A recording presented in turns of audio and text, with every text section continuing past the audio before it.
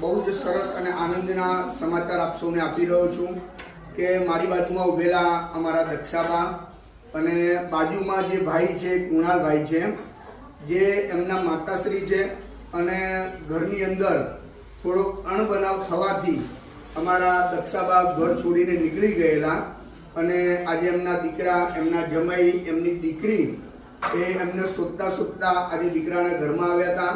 તો મારી સૌ વડીલોને અપીલ છે કે તમારા ઘરમાં કદાચ નાનો મોટો પણ જો અણબનાવ થાય તો ઘરમાંથી કયા વગર નીકળી ના જશો, કારણ કે પરિવારને કેટલી મોટી તકલીફ પડે છે એ પરિવાર જ જાણતો હોય.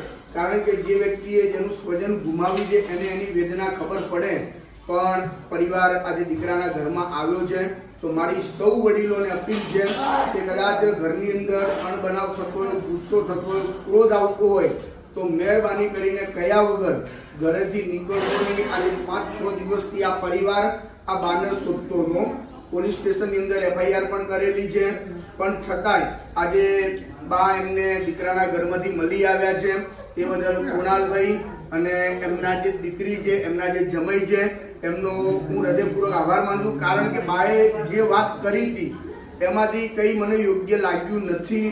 કારણ કે બા એ જે પ્રમાણે દીકરાઓને બદનામ કરવાની જે વાત કરી હતી, હવે પછી બા આવું થાય નહીં એનું ધ્યાન રાખજો.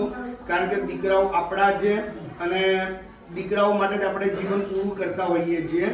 ભલે ઘરમાં નાનો મોટો અણબનાવ થતો હોય, પણ ખાસ ધ્યાન રાખજો જેથી કરીને આટલા સરસ મજાના તમારા દીકરા જે બદનામ ના થાય એનું ધ્યાન રાખજો.